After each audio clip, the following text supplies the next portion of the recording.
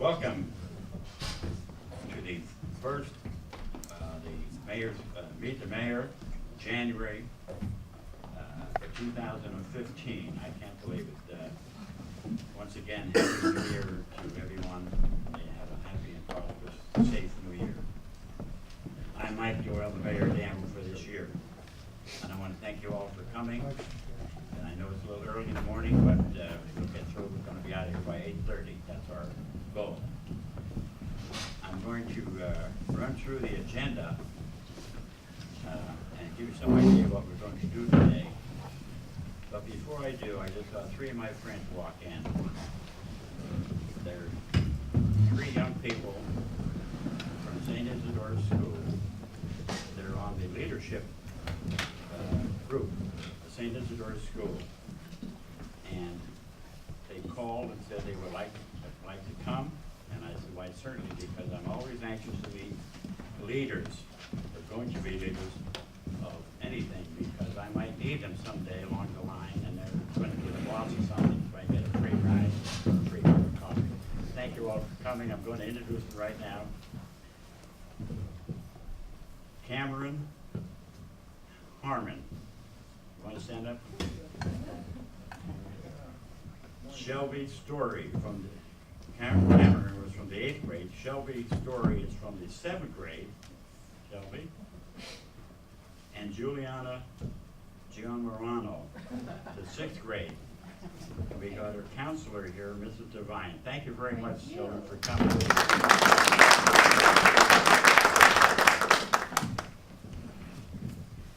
I'm going to start by going through the awards that we're giving out at our mayor's installation in December. And I would like to say a few words about the awards, or the people that are getting the awards. They're all volunteers, and they all do so much for this town that it's impossible, it would be impossible to run the town without all the volunteers. And some of them have been there, well, you're going to see them all. Some of them have been there for quite some time. And we appreciate every one of them. We have a lot of people work for our police department, and without those people, we wouldn't have as many policemen on the street where the cops should be, rather than being in an office. And that, thanks, Chief is indebted to all these people for their volunteering, and we wish we had some more of them. So, Nat, you ready? The first one, our town manager, Joe Calabrigo, will update you on some highlights from the last quarter, 2014, and give us some ideas for what's coming up in fiscal year of 2015. Our senior engineer, Mike Stella, will update you on what is coming down, or going on downtown, various projects around town. Our recreation service manager, Henry Perez-Alonso, will update you on the lots of different classes and programs that the town is going on.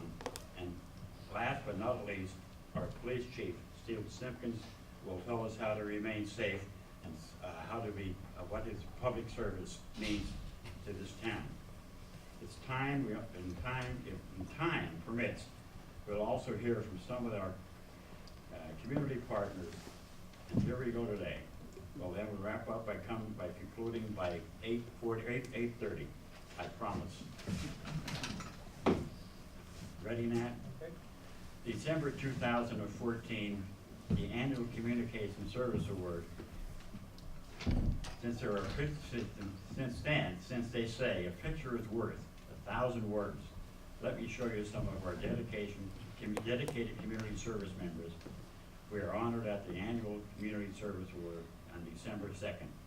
Volunteer of the Year with Parks and Leisure Service Commissioner volunteer Richard, Elisa, and Haley Price, the former fire chief, for volunteering to help the town host a summer camp for middle school children to volunteer in the community.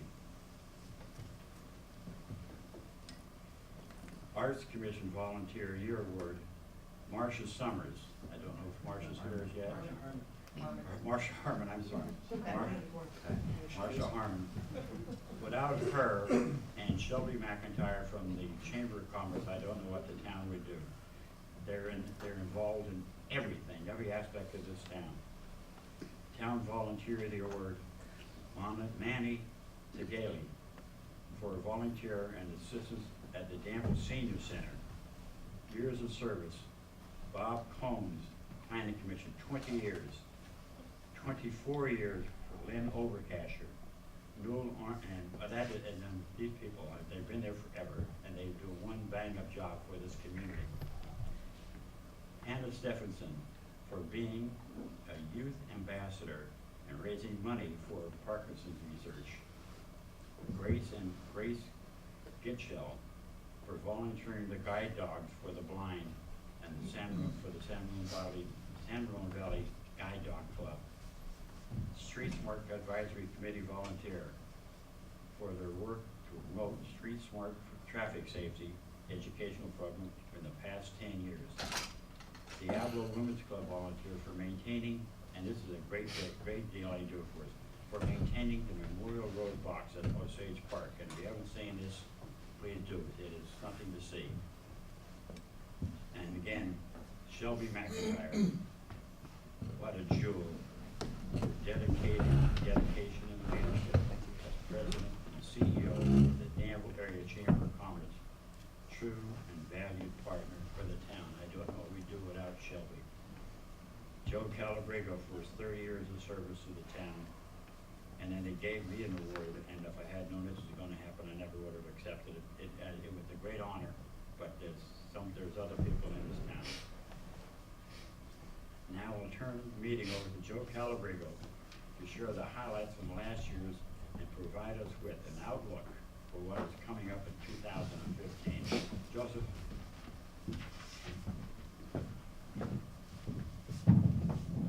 Okay. Thank you, Mike. Well, is it warm enough in here for everybody? Yeah. I'll say. All right, if you haven't found it, there's coffee and pastries and so on back there in the back of the room. So my task this morning is just to look back at the end of last year, and then, of course, looking forward with a whole new year. And I need to look at these slides as we're running through them. So since the last time we had the opportunity to meet with Mornings of the Mayor, the last quarter or so of last year, of course, the holiday season is always a highlight here in the town of Danville. And so there were a number of things that we did throughout the holidays to mark the festive spirit of the season.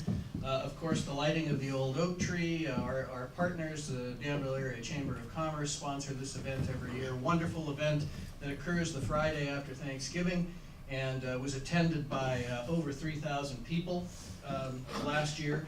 We had a lot of exciting events throughout the holidays. The Spirit of Danville shopping events, Kids Days out, Santa's mailbox, the elf workshops, which are particularly which are a lot of fun for children ages 1 through 9, and so on.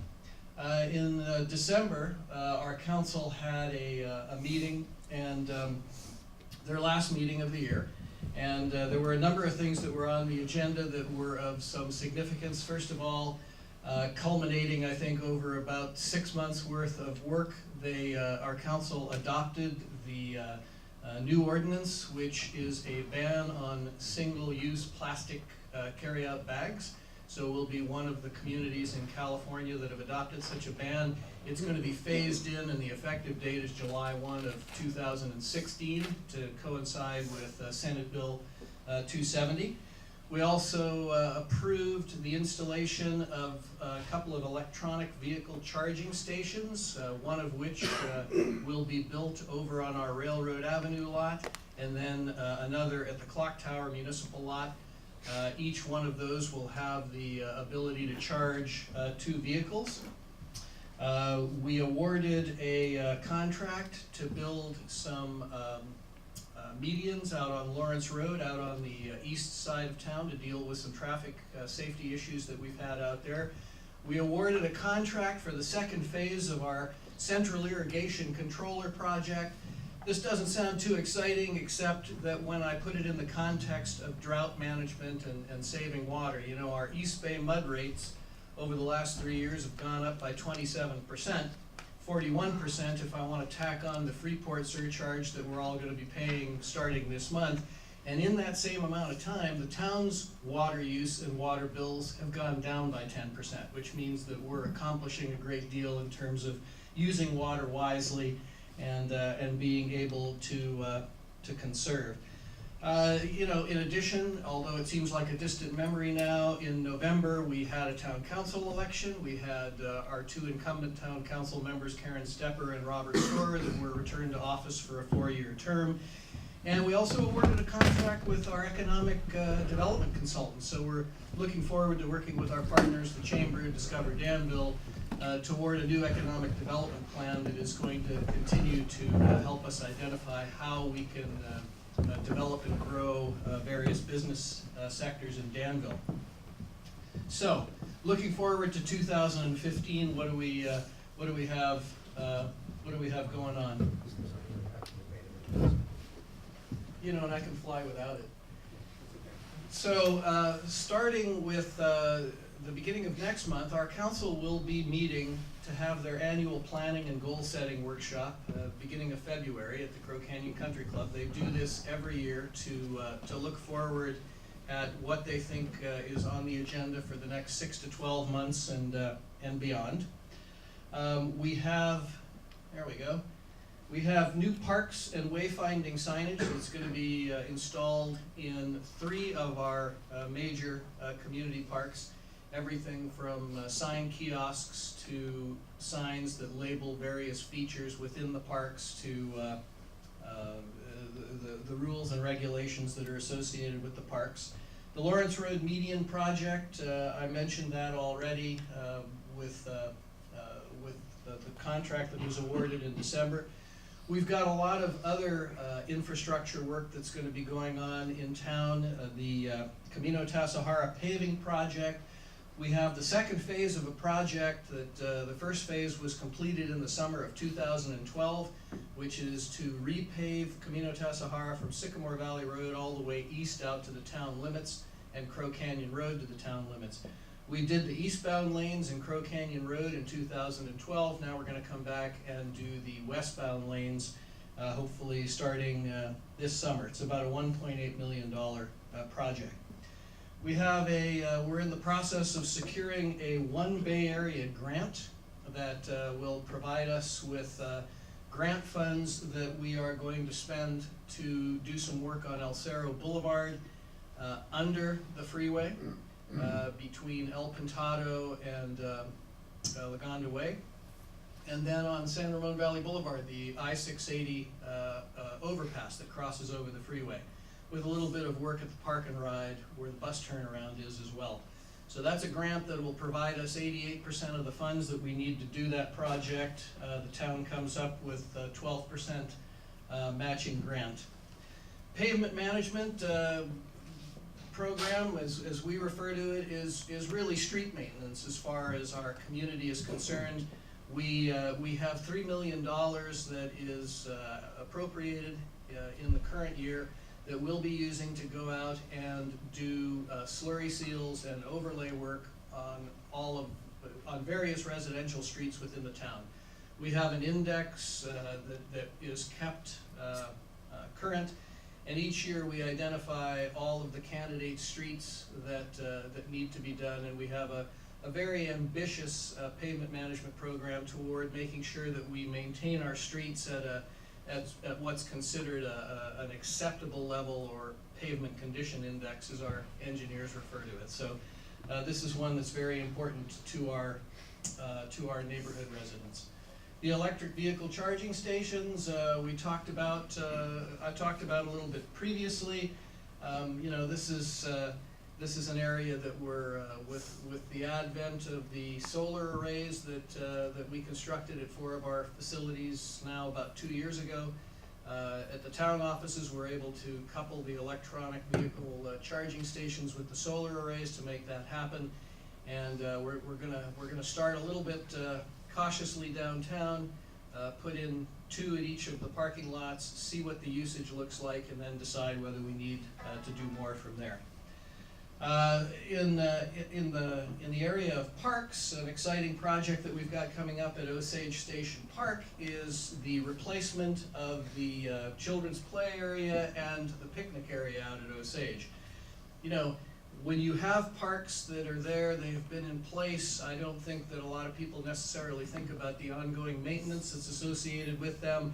But every 10 or 15 years, we're looking at having to replace major features within our parks, including the children's play areas. So this is one that has gone through a very public process. We want to wait to get through the heavy usage period in the summer, and then the plan is to go ahead and start this about a $1.5 million project in the fall of this year. For the aficionados of the sport of bocce ball, we built 4 courts out at Sycamore Valley Park several years ago. And to say that the use of those courts has been something of a surprise to us, I think we have leagues something like 6 days a week. We have waiting lists of people and teams that want to get into the leagues. And so we have a project on the books that will double the number of courts out there from 4 to 8. That project is in the design phase right now. It's about a $1.2 million project, and we're going to be starting that summer and fall of this year as well. The central irrigation controller project I mentioned previously, the second phase of the project is going to look at upgrading our computerized irrigation system in all of our major roadsides. So we've taken care of the parks. The system allows us to more closely monitor the level of precipitation that we're experiencing and make changes to watering schedules more readily in the interest of conserving and using water more efficiently. So we've got the second phase of that that is in the works. We have a new labyrinth that is going to be installed at Magee Ranch Park.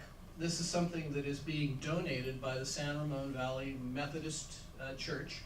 It is going to be built, if you're familiar with the park, you see the gazebo there in the background. It's going to be built over in what would be the southwest corner of the park, adjacent to the creek, in an area that is very conducive to the purpose for the labyrinth, contemplative space that can be used by one and all in the community, and that's going to be starting in the first quarter of the year. Now, not all of what we do is proactive, unfortunately. Just this past month, through the heavy rains that we experienced, we experienced another slide at the bank of San Ramon Valley Creek right over on Front Street. Ironically, in an area that was adjacent to a slide that we repaired just a few years ago, where at that point we were able to secure FEMA funds because the governor had declared a disaster. In this particular case, that won't be the case, but the bank there is very, very steep and prone to some erosion, and we did experience a smaller slide. If you've driven out there, you've seen some K-rails, some barricades that have been put out there to direct motorists away from where the slide is. And we will be working to design a solution and build a repair, and I would expect that will take most of the 2015 calendar year by the time we do the environmental work that needs to be done with all of the regulatory agencies, design a fix, and go out there and fix it. One of the questions that I get very frequently now that the auxiliary lanes are open on I-680 is, when is the landscaping going to come in conjunction with that project? And you know, it's been a little bit of good news and bad news. The good news is that it's designed and funded. The bad news is, as we all know, that we're continuing to operate in a what is a declared drought in the state of California. The governor has put a hold on all new landscaping projects where Caltrans and the state is involved. But we are moving forward with the project. The Transportation Authority is the lead agency on this. So there'll be landscaping inside the sound walls along the freeway, and we have some extensive landscape work that is going to be happening along Camino, Ramon as well. The contract has been awarded for that, and my understanding is by the time we get into spring and summer of this year, we should be able to have that work underway. And you know, not to be forgotten, one of my favorite subjects is the dog park at Magee Ranch Park. It's the gift that keeps on giving. Each and every year we get to look at whether or not there are better turf solutions for our four-legged friends, because this area is probably the most heavily used piece of grass in the whole town of Danville. So once again this year we've gone out and reseeded it with a new blend of grasses. My maintenance staff tells me that will allow it to stand up to the heavy wear and tear that it experiences each and every year. So it's going to be reopening right at the end of February, the beginning of March, and we'll see how it stands up. Plan B, if that doesn't work, is looking at something of a different surface that will stand up better to the wear and tear that we experience out there. And then last but not least, one of the things that we do on a regular basis with all of our basketball and tennis courts is regular maintenance and resurfacing. We have partnership agreements with the school district that allow us to utilize various district facilities during the course of the year. And so this year we will be repairing and resurfacing the tennis courts at Monte Vista High School, and that's going to be coming up in the spring. So I've run through that very, very quickly, but as you can see, we've got another very full year ahead of us here, working with our various community partners to try to meet the needs of our local community in a number of different ways. And so now what I'd like to do is I'd like to introduce our senior engineer, Michael Stella, who is in charge of our capital improvement program. And Michael is going to give us an update on all of what you see happening downtown. Great, thank you so much, Joe. Thank you, Mayor Doyle. It's a wonderful to be here this morning. We're going to use this stand. So I've been asked to talk about 3 projects in our downtown. We're going to start by talking about the Danville Hotel redevelopment project, located here on the map. And of course, as you all know, it's the building kind of shrouded in mystery across the street, because they've currently got fabric around the building protecting the workers from showering debris onto pedestrians as they walk past. This is a private development project that's underway by Castle Development. They're a development company out of San Ramon.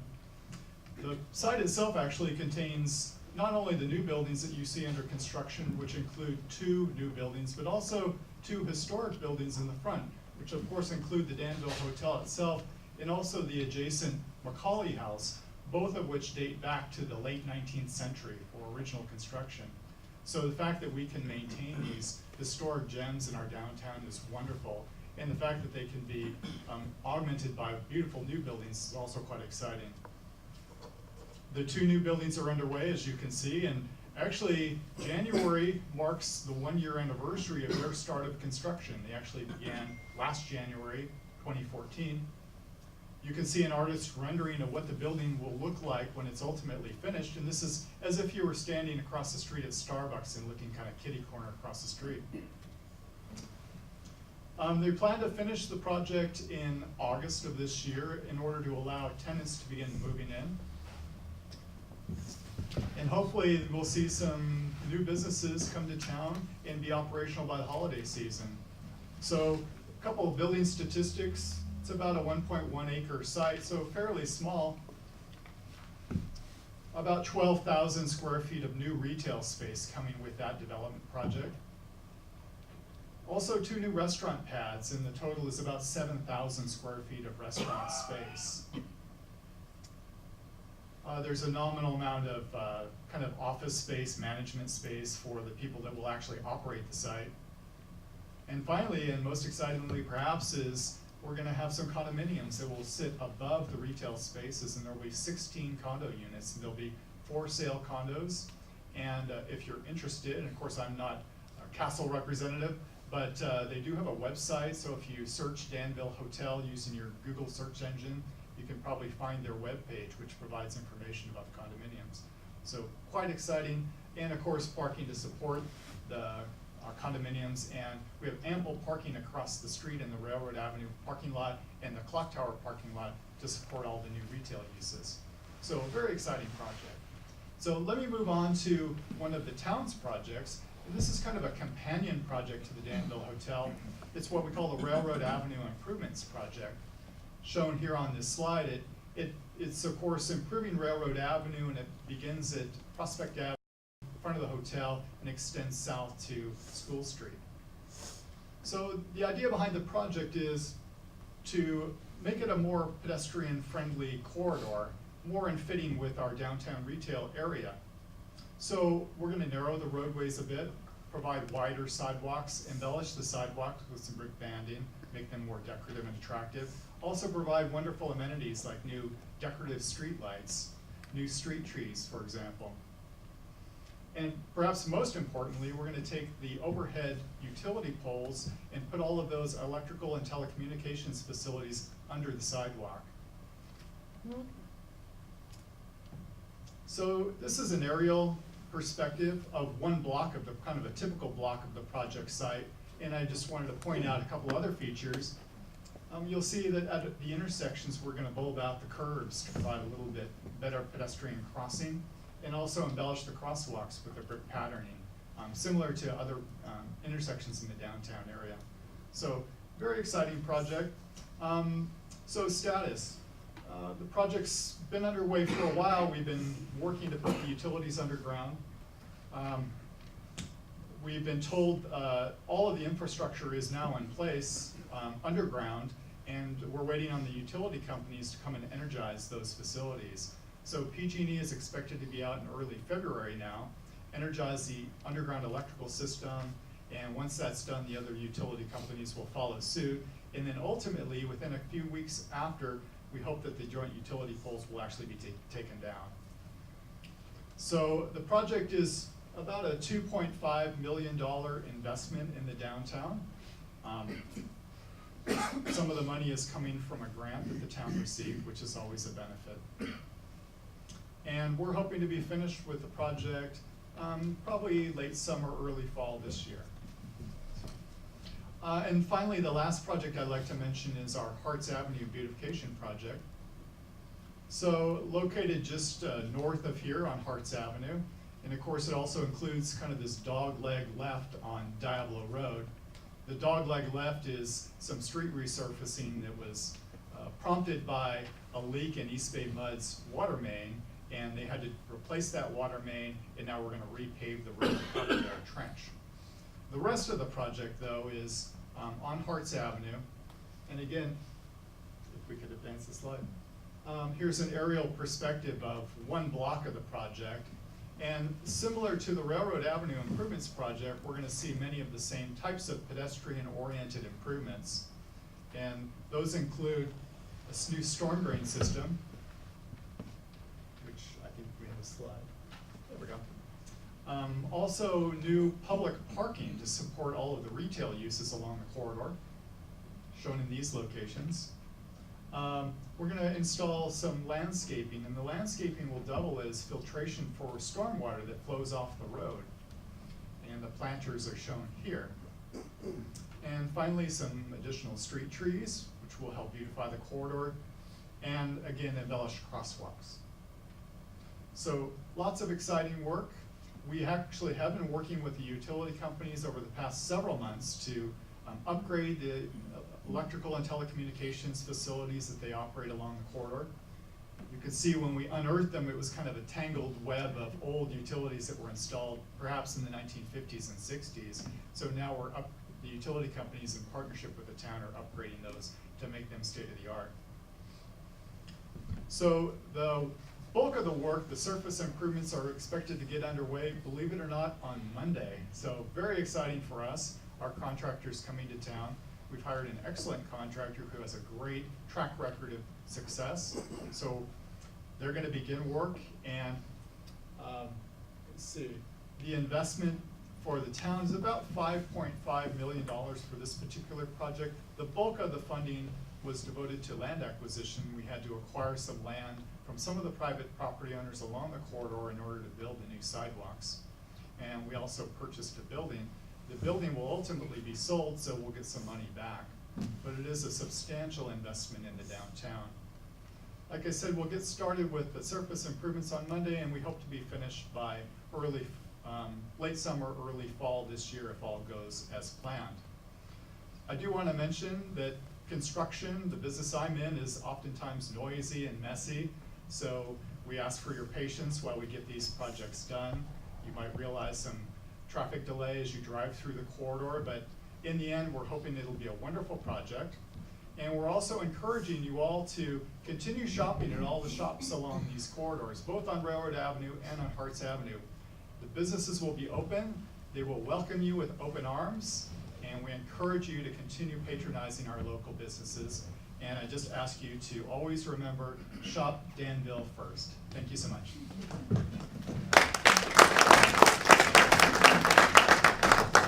Thanks, Michael. I'm going to invite our Recreation Services Manager, Henry Perez Alonso, to come up and give us an update of what's going on with recreation and enrichment activities and programs.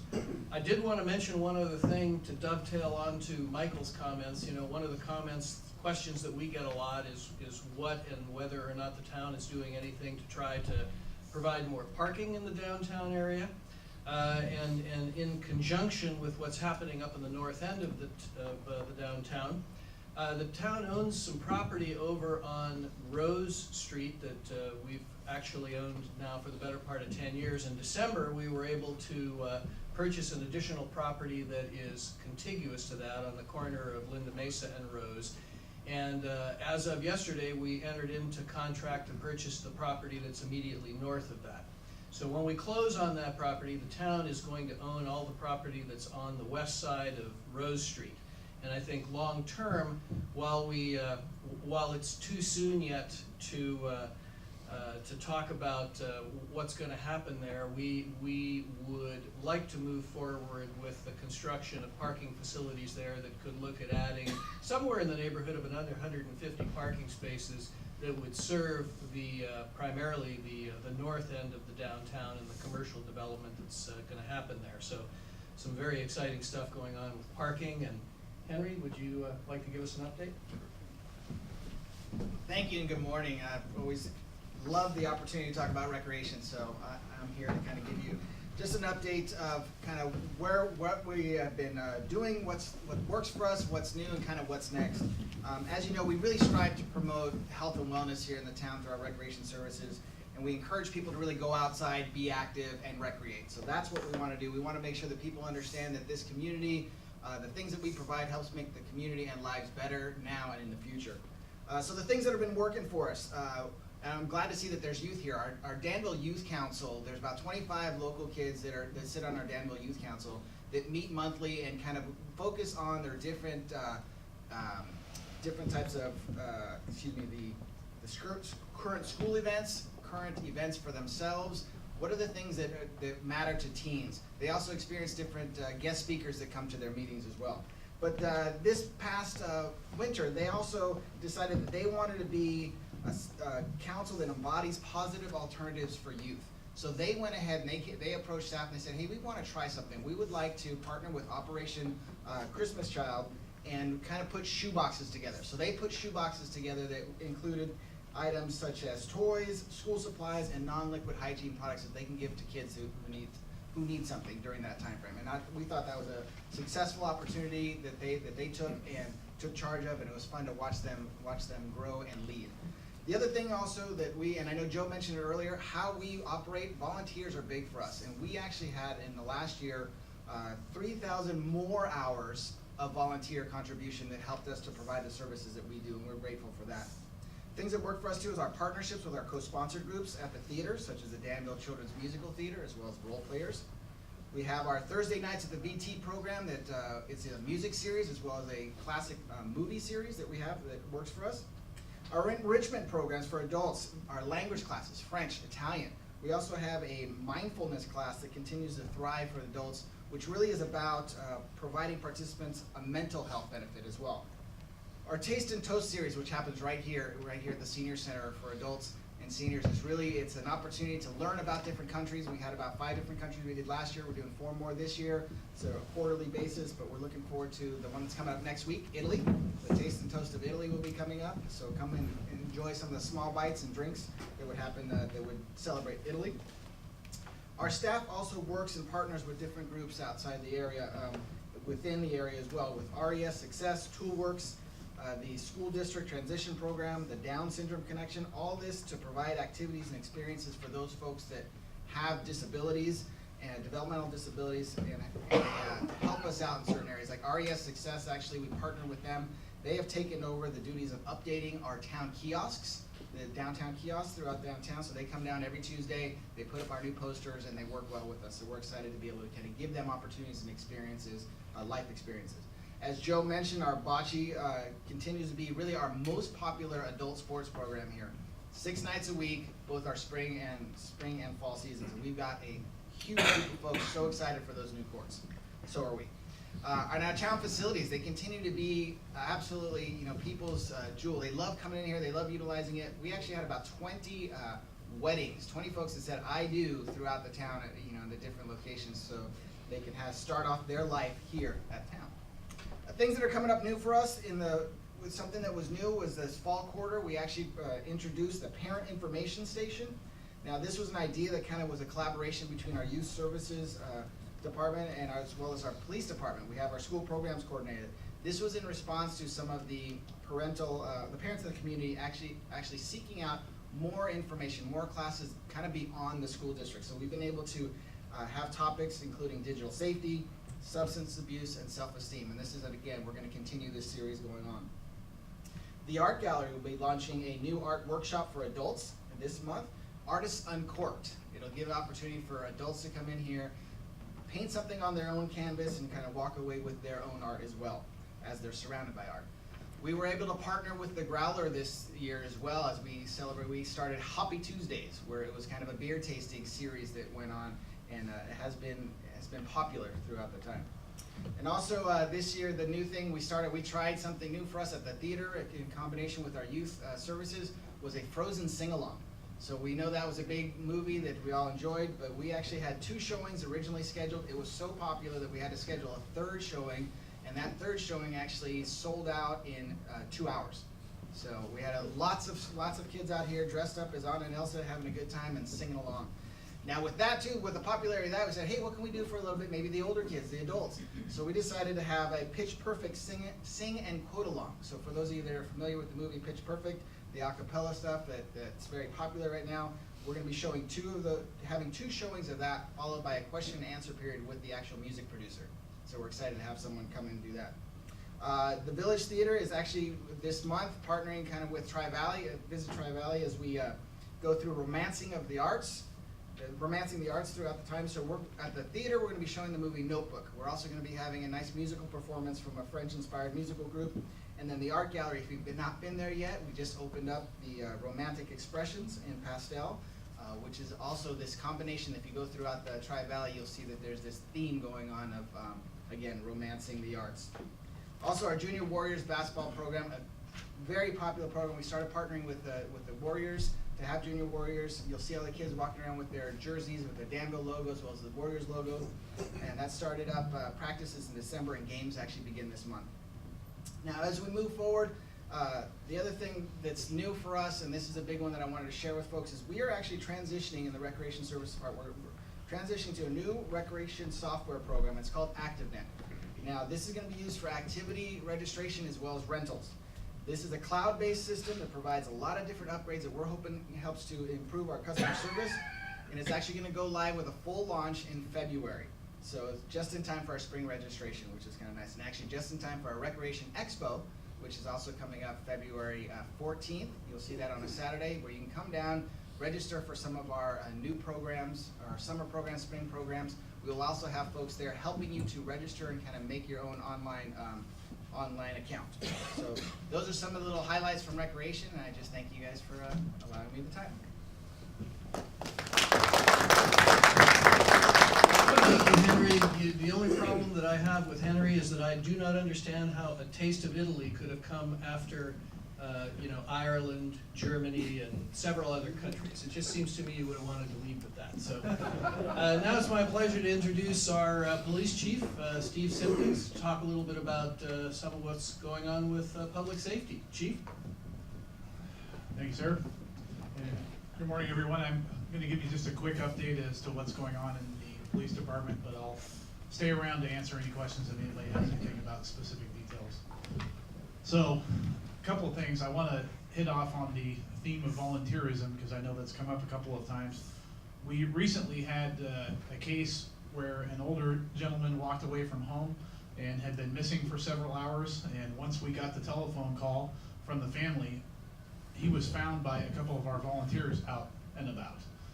They were doing their thing, driving around and checking the community, and they found the gentleman. And so, much appreciated, as the mayor noted, that we do have a debt of gratitude to our volunteers because they brought that gentleman home a lot sooner, because they're out there in many more places than my officers can be, because there's only so many officers, but luckily we have a bunch of volunteers out there helping, and it's much appreciated. Some good news and bad news for 2014.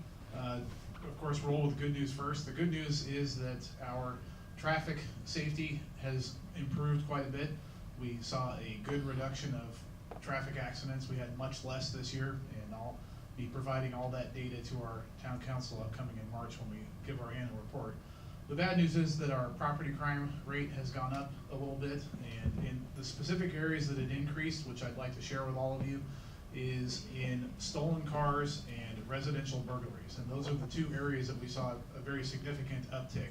And so I would like to remind you that leaving your keys in the car and perhaps warming it up in your driveway aren't the best ideas. And residential burglaries is something that is very much a concern to me, and we saw a pretty significant increase in 2014. And although we have a wonderful community here, still need to keep the doors locked and still need to talk to your neighbors and look out for each other. And when you see something that looks out of place in your neighborhood, please let us know, because we will come and check it out. It's really, really important. You are the eyes and ears of our community, and if you see something that looks out of place, please let us know so that we can take a look at it. Our investigations team is working very hard on solving a lot of those cases and chasing some of these bad guys out of town, but we also need your help as the eyes and ears. You're the experts of your community. You know it very well. You know your neighborhood, and you know when something looks out of place, and so we appreciate your help in that fashion. There it is. Aha. We couldn't possibly make it through a mornings with the mayor without mentioning our canine unit, because our mayor appreciates our dogs out there. And we have a new team joining us this year. He's already on the street, and this is Officer Tyler Nelson and his new dog, which is half Shepherd and half Malinois, and his name is Ronnie. And they're out there and should be coming to schools and other presentations near you, and we're happy to show him off at any point in time. So if you do have a community presentation, we'd be happy to join and have Ronnie there to greet all of you. That's about it for us in the police department. Just a couple of quick reminders. This year we're going to do quite a bit of community outreach, and we're going to have a couple of citizens academies. We are going to start a new youth academy over the summer for our high school age students, and we're also going to have an open house in the fall. And so I would appreciate any of you who would like to attend any of those. If you haven't been through our Citizens Academy yet, there's a few graduates in the room. You can ask them how fun it was. And please join us at our open house in September, and I'll give plenty of reminders about that. But thank you, and I'll be here for any questions if there are any. Thanks, Chief. We always appreciative of our men and women in blue. We didn't have an opportunity to do introductions when we started this morning, but we have a number of our community partners that are here with us. So with the time that we have left, I'm going to work the room a little bit and give each of you a minute or two to let us know what's going on with your respective organizations or local governments. So be on your toes, because you don't know where I'm going first. I'm going to start with our District 2 Supervisor, Candace Anderson, who's here this morning. It's nice to see Candace. It is always, as I say, anytime I get to come to this, it's always fun to be home. There's no place like home, and absolutely listening to these updates brings back so many warm memories, because you do have a fabulous town council, all of which I had the privilege of working with. Contra Costa County, we continue to see increased revenue, primarily, of course, like the town, we're funded by property tax. Not enough to do everything we need to, but we have a lot of infrastructure needs that have gone unmet in Contra Costa County. So that's something we will be focusing on. Planning issues, biggest ones affecting Danville are the Tassajara Cemetery, which is technically in the county on the other side of San Ramon. And that's one that is still going through the planning process, and it's an interesting controversy because it's a cemetery that many of us for many years have embraced as a great idea for the valley, but some residents are very concerned about having a cemetery so close to their homes, particularly those in the Doherty Valley. And it's a little bit of a cultural clash as well. For some cultures, it's offensive to be that close to a cemetery. And biggest issues, though, from a planning standpoint, is the water out there. And needless to say, with a drought, it's even more apparent how short supply water is. And so I think, should the cemetery proceed, it's going to be a very, not your typical rolling green type cemetery, but it's gonna have to be one that really fits in with that area out there. The other planning project that continues to stay alive is what used to be known as New Farm, now known as Tassajara Parks. And it keeps changing. It's better than it used to be, but sort of stay tuned on that one. The current iteration has all of the houses right on Danville's doorsteps, which created a significant impact on Danville. Already, for those of you who travel from East Danville, as I do and as the town manager do, you know it's already impacted. So those are some of the things that will need to be addressed as we move forward. And big issue, unfortunately, has been supervisors raising their salaries, or as some people like to say, an adjustment of their salary. That has been rescinded. Stay tuned, we'll see where that one goes. Thank you, Candace. We've got Bill White, our board chairman with the Danville Area Chamber of Commerce, who's here along with Shelby McNamara this morning. Bill, you want to talk for a moment about some of the exciting things the chamber has coming up this year? The chamber's always got something exciting going.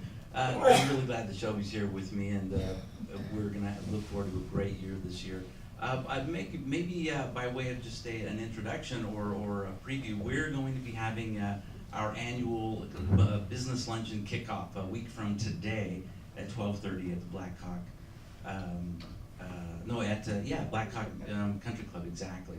And we're going to be doing a little bit of a state of the chamber there, so maybe I don't want to preempt that, but what we're doing this year, and continuing a great theme, is finding more ways to help local business in all of the areas that the Danville Area Chamber serves. So if you could take time, next Friday we'll have a little State of the State and a great speaker, Dennis Erickson, who is most famous for the Bay Area Music Award, or the BAMIs. So thank you very much for the opportunity.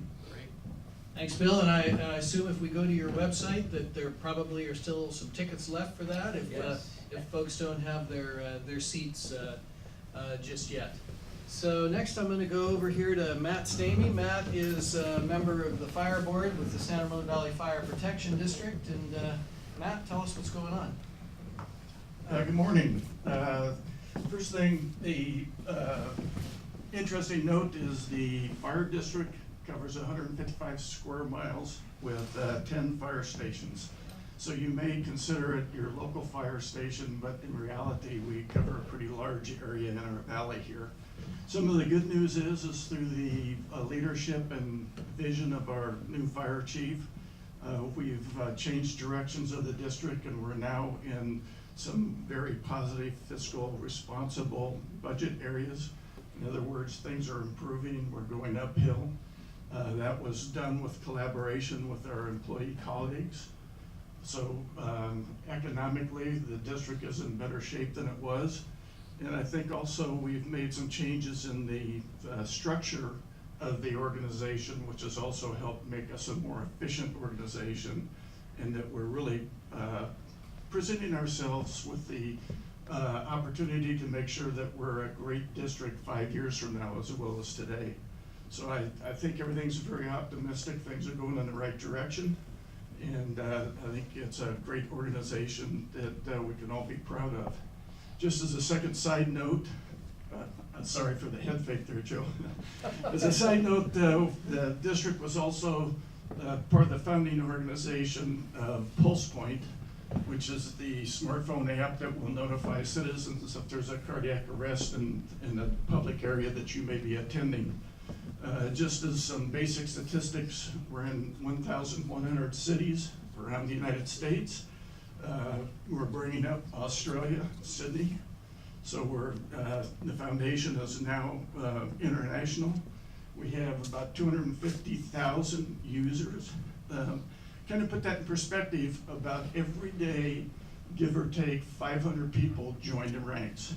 And this is a nonprofit foundation, and it's driven out of an idea that was based by the Fire Protection District. So again, there's a lot to be proud of what we've accomplished here in the Valley. Thank you. Thanks, Matt. As you know, we probably have fire services here in the San Ramon Valley that are second to nowhere else, certainly in the state of California. And I think education ranks right up there as well. We've got Liz Gresswich, who is Public Information Officer with the San Ramon Valley Unified School District here this morning. So Liz, can you maybe just give us a quick update of what's going on with our schools?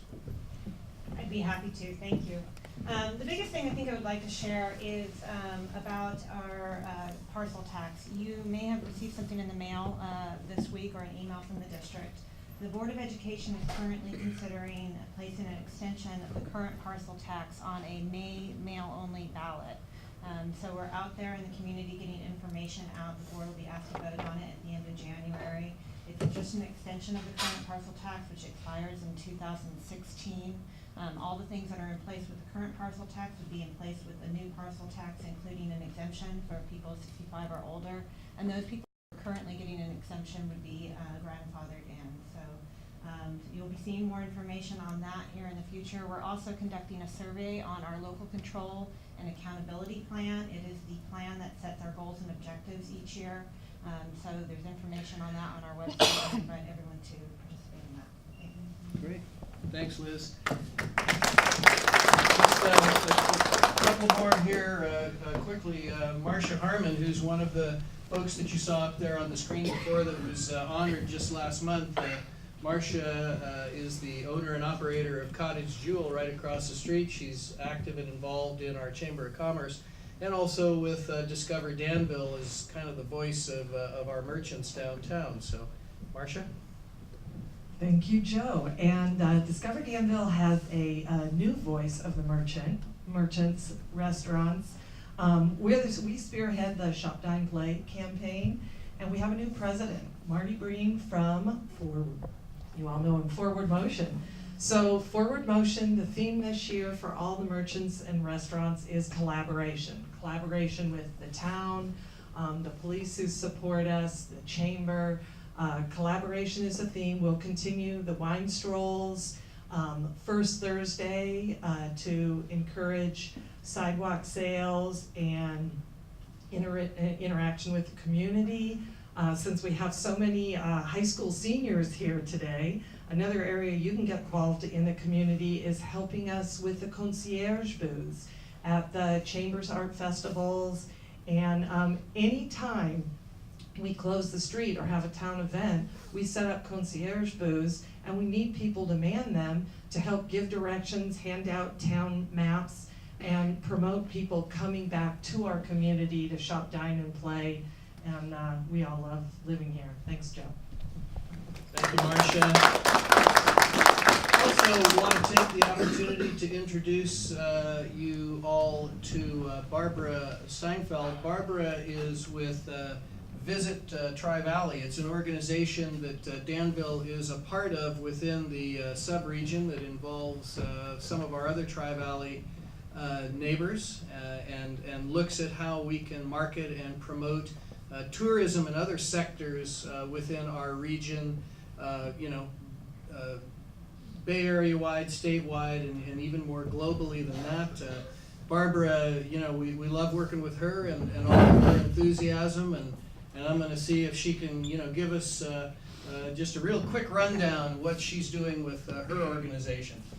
Right, what I'd like to talk about are 3 programs that specifically include Danville. Let me stand over here so I can see everyone. We designed a beer trail that's been very popular, and we have 18 stops on the beer trail, and we include all 5 cities of the Tri-Valley on that, and it's taken a lot of traction in social media and bringing people to Danville and all of the other places that either serve beer or make it here, in addition to the wine. Romancing the Arts in the Tri-Valley was mentioned. We've included all 5 cities. We have more than 30 events coming up over the 2 weekends around Valentine's Day that focus on art events that are taking place all throughout the 5 cities of the Tri-Valley, and for people to come and go on the weekends and enhance the romance during the month of February. And the last thing that we're doing is right now in this month, January is Restaurant Month for the state of California, and we have a campaign called @Secret Som, short for sommelier. And in all 5 cities of the Tri-Valley, on every weekend, Friday and Saturday, you will find a secret sommelier in a variety of restaurants that are listed on our website, and somebody will show up at one of those restaurants that serves Livermore Valley wine and secretly give it to unsuspecting people who are dining in the restaurant. And this is really taking off on our tweets and also on social media and making a big hit, because instead of doing the regular, oh, there's a discount during Restaurant Month in January, we really have the Secret Som campaign. So check out, visit trivalley.com, check out #SecretSom, and find out where to go to eat this weekend, and maybe you will be treated to a free bottle of Livermore Valley wine. Thank you, Barbara. All right, and last but certainly not least, I want to introduce you all to someone who, by and large operates behind the scenes, but we've met him and come to know him here over the last year. This is Ken Etherington. Ken is with the Central Contra Costa Solid Waste Authority. That's a joint powers authority that Danville is a part of, along with the county, Walnut Creek, and the Labyrinth cities. We belong to the authority because we sort of pool our resources to franchise our solid waste and recycling contracts. And this is a little bit of a watershed year for us because we're entering into a new 10-year franchise. We've been able to do that while at the same time keeping our rates very, very competitive in comparison to neighboring jurisdictions, while we work very aggressively toward achieving that 75% solid waste reduction benchmark that we all need to meet by, when is that, Ken? 2020. Okay. So anything that you'd like to say by way of introduction? Yeah, just a little bit of some of the activities happening in Danville. Everyone's getting new service starting in March. But before that, we're delivering all new carts and containers. It's already started for businesses. You'll see the metal containers around town already. They're the steel ones for businesses. They're light gray, and then the recycling and green waste ones will be delivered too. So we're delivering about 9,000 of those, and that'll be this month in February. And then in March, all the residential accounts will receive all new carts at their house.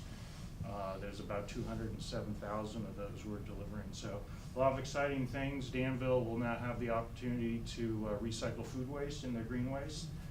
Great opportunity to hit that 75% diversion that the state has set as a goal in 2020. Right now we're at 63%, so we're moving towards that successfully.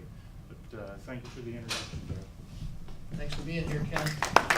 And I also want to introduce Cindy Chin, who is here this morning representing our new Assembly member, Catherine Baker. Thank you. Good morning. I'm Cindy Chin. I'm the District Director for Assemblywoman Catherine Baker. She represents the town of Danville. Unfortunately, due to the holiday, they're in session this morning in Sacramento, so she couldn't be here. Otherwise, she would have. Our district office is new and up and running in San Ramon and Bishop Ranch, so please don't hesitate to come by our office, contact our office, use us as a resource to navigate through state agencies and departments. If you are heading to Sacramento and want tours of the Capitol or youth groups that are going to Capitol, please definitely contact our office so that you can at least stop by the office and meet the Assemblywoman when you're in Sacramento. Thank you. you, Cindy, and thank you for being here this morning. So I'm going to turn it back over to Mayor Doyle to wrap us up. Again, thank you all for coming. As you can see, we have a very, very exciting time in Danville. Things are going to look very, very much better as the year progresses. We owe it all to people like Shelby and the Chamber of Commerce and Marcia Harmon and our supervisor, Candace Anderson, my former colleague on the town council, who is now the chairman of the board over there. Wow. And I want to thank my three friends from St. Isidore's for coming. If you get chewed out for being late for class, just call me. I know the principal really well down there, and I know a few teachers down there who will give you a pink book or an excuse for being here, not being down there. Again, please come back again in a couple months. We'd love to have you. And again, I'm going to ask all of you to ask your friends and neighbors to come and join us. As you said, as you saw this morning or heard this morning, a lot of big things are happening in town, and people in town should know what is happening in our town. I get questions all the time. They should come to one of these meetings and hear from everyone here what is happening or going to happen in town. About our police department, all they're doing to keep us safe and sound in this wonderful town I call Camelot. Looking forward to seeing everybody next time, and please tell your friends and neighbors to come and join us. I guarantee you they'll get a lot of information they need. Thank you very much. God bless you all, and God bless America.